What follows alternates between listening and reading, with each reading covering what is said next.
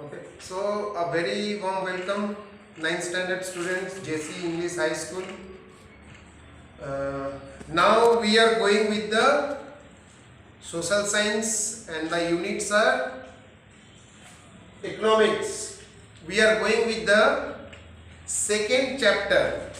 Okay, chapter number 2, human resource of India. So till now what we have done the introduction part, people as resource, human resource. Human means people whom we are. We have gone through this, and last video we have we have started the characteristics of India's population. What is the characteristics or what is the features of India's population? So in that way we are having all total 9 points. Out of that, I have already described you the large size and fast growth, second stage of demographic transition, third one is rapid rising density. Okay, so today we will go for the fourth one. What is the fourth one? Unfavorable sex ratio. What is this unfavorable sex ratio? Unfavor means which is not in favor of us. Okay, unfavorable sex ratio. What it means? Lower number of females per 1,000 males in population. What is the ratio of male and female? Okay, per 1,000 of male.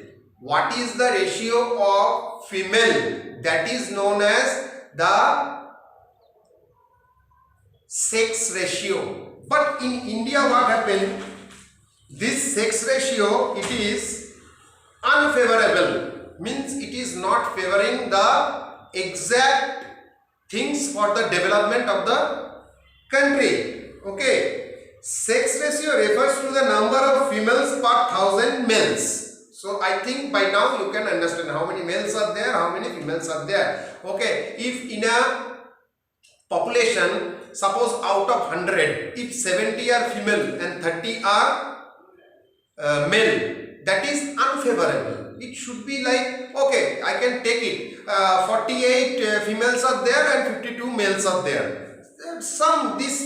This gap is okay, but if the gap is too much, then it is unfavorable sex ratio. So in India it was 943 in 2011 per 1,000 males, which is unfavorable to females. Okay, so I think by now you understand what is unfavorable. When it is already 50-50, suppose this is the sex ratio. Okay, now the 50% are male and the 50% are female, then I can say it is a favorable sex ratio. But if it is like this, okay, these are female, these are male. Okay, the ratio, how much to how much, okay, that is the ratio. So the sex ratio is unfavorable in India. Next is bottom heavy age structure. Bottom means down, heavy means weightage. Okay, age structure, age means how age a person is. The ratio of person in age group of 0 to 14 years is relatively high. Okay, 0 to 14 years, if you calculate throughout the populations of the country, the persons are high in this category. Means more children are, if you suppose we are having our number is 100. Okay, out of that children are these children are, suppose it is somewhere around 60, adults are 30 and senior citizens are 10. Okay, this is happening in India, that's why I am telling you. The ratio of person in age group of 0 to 14 years is relatively high in India. According to 2011 census, children below 14 years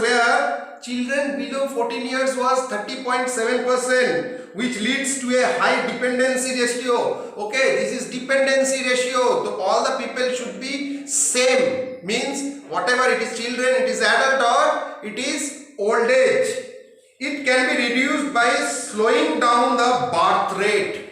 Birth rate means the number of children who are getting birth day to day. If we reduce that one, then only we can solve the problem of this high birth ratio of these children. Okay,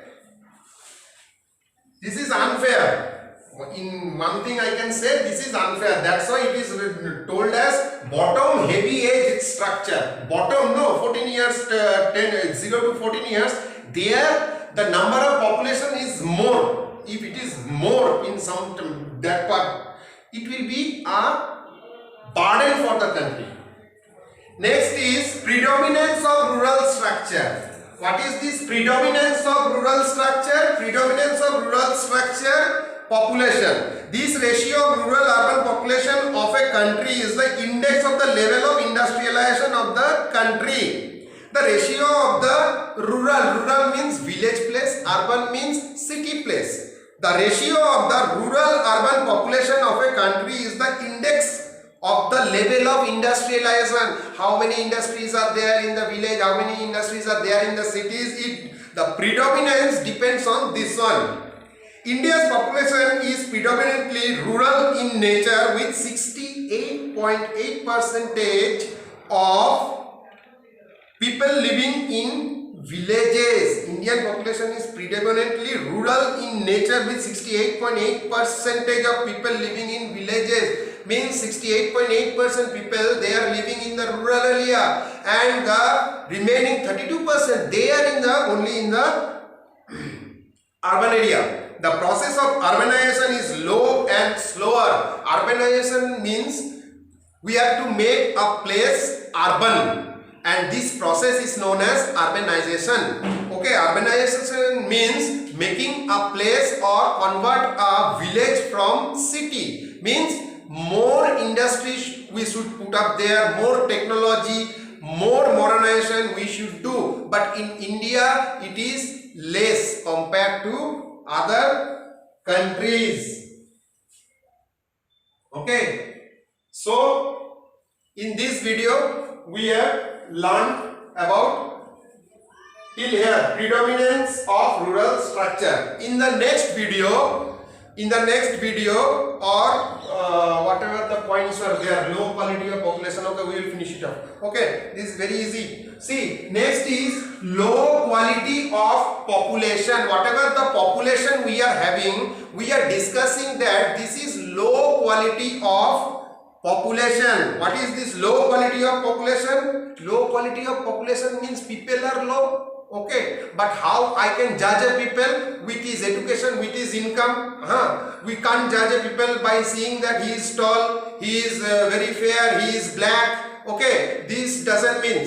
Okay, in the words of economics, how educated you are, how skilled person you are, how trained you are, what is your education. Okay, these are the main criteria for to choose or to tell a person he is in high standard or he is in low standard. So quality of education can be judged from the education, skill and health level of people. Health level is very important. If you are not healthy enough, what will happen?